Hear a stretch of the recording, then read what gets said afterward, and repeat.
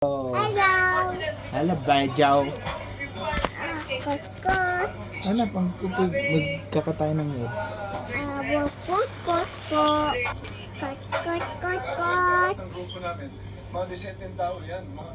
Ang hilig lang namin, sabog lang. Tingnan niyo pagkatao niya, pagkatao ko, pagkatao namin lahat. Wala naman kami yung history na mga ng tao. Itinanggi ni ang aligasyon ni Patidongan na sinubukan niya itong suhulan ng 300 million pesos. Ayun, Ayon sa kanya ulog. at iba pa nilang tauhan, Saan napunta? si Patidongan anya ang humingi ng 300 million pesos ng Lucky. mag-usap ito at abogadong si Attorney Carol Cruz sa isang hotel nitong June 12. Sabi ni Cruz, ito ang dahilan kaya sila naganda ng affidavit of recantation. Sabihin daw para makonbinsik ko siya na magbigay na lang ng Yun, 300 kung may discount Yun, man, ulog. bahala na silang mag-usap. Kung 30 million, bahala sila. Teka, hindi ko Bahala makita. silang dalawa na Kamay mo. mag-uusap, subject to their mutual terms. Ito malaki. I was Ayan, no? requested by See? Sa sobrang Mr. haba, Brown napuputol to na. draft the affidavit of recantation, which I did. And pinadala ko sa kanya on June 21. Ayon kay Ang, nanggiging ito kahit nagbigay na siya ng 12 million pesos na campaign fund para sa mayoral race ni Patidongan noong eleksyon. Ang punot-tulot talaga nito, pera. Hinihingan ako ng 300 million para ibigay daw, para wag daw ko idamay doon sa kaso nila. Kasi sila may kaso, hindi naman ako eh. Sinabi sa akin ni Brown, para maayos daw yan, bigyan ko ng 300 million. Kaya namura ko doon nagsimula. As early as February bago siya mag-file, bago siya gumawa ng affidavit. May mga telephone conversation, may telephone call kami dito. Actually, mapapatunayan ko sa sa inyo yan in the future. Hindi lang anya siya ang hininga ng matalo si Patidongan nitong eleksyon. Ang grupo namin, lahat tinatawagan nila isa-isa, nag-extract eh. Akala yata niya, pagkatapos magsalita ng kung ano kalokohan, pwede na lang siyang biglang aalis pag nakuha niya ang pera eh. Yun ang problema eh. Lahat tinatawagan eh. Kamay, kamay. Gretchen, tinatawagan. Asyo, haba oh. Sinasama na si Gretchen, humihingi ng time na humihingi Yes, ng haba kampanya yung asawa. Not hand, nail. Tapos tinawagan din ni Brown. This is called Kinausap nail. din ni Dondon. Tapos humihingi ng panganganak. Aligasyon ngayon ni Atong Ang may nadiskubre siyang plano raw ng grupo ni Patidongan. Kasi nasa paligid Ayun, ko, tingnan mo. mga Oh. tao niya eh. Oh, Noong time na nagtitiwala ako sa kanya.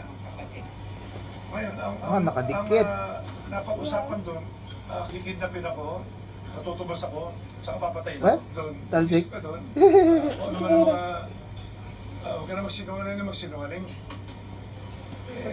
Tinulong kita parang ano ko eh. Hindi ko alam na ganyan ako sa pati ako, papatayin mo pa, kikidnapin mo pa ako. ayun. Kailangan ko ng proteksyon na ng sarili ko na, saka ang grupo namin kawawa na rin masyado.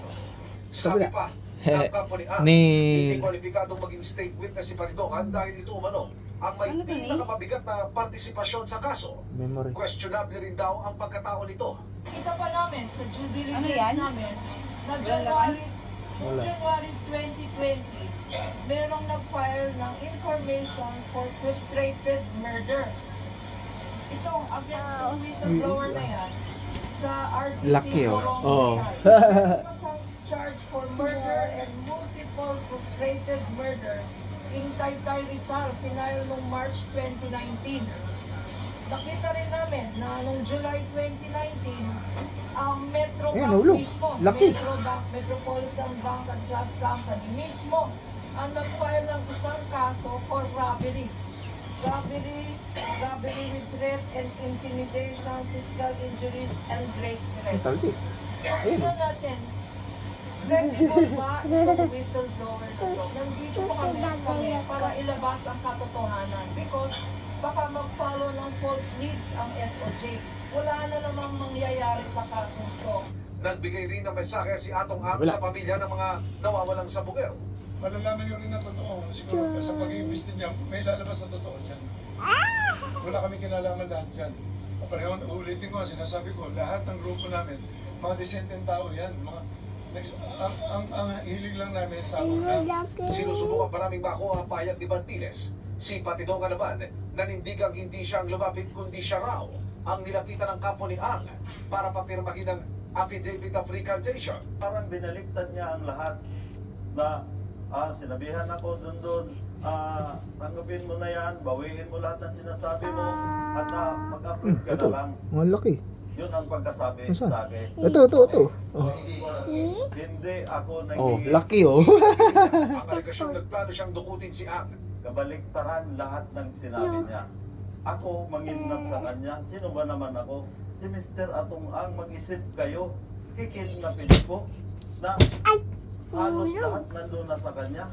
Wala rin anyang patayaan ang mga inungkat na mga kasong isinampa sa kanya. Alam naman ng Panginoon yan. Kung mayroon man yan, dapat noon pa. Di ba? Pinagbintangan lang ako niyan. Yung sinasabi niyang order. Pinapapatay niya yung isang tao doon na nanggugulo. So sa totoo niyan, pinansahan Last na to. pinaglaban ng attorney niya. Kaugnay naman ang muling pagkakasangkot na sa robbery sa isang bangko. Dahil galit sa akin, dahil hindi na siya pinagkatiwalaan ni Mr. Atong Ang. Nilagay ni ang mukha ko niyan. Absoluto na yan, ang attorney ko nga dyan, si attorney Caroline Cruz, Ah. katabi niya. Giit ni Patidongan.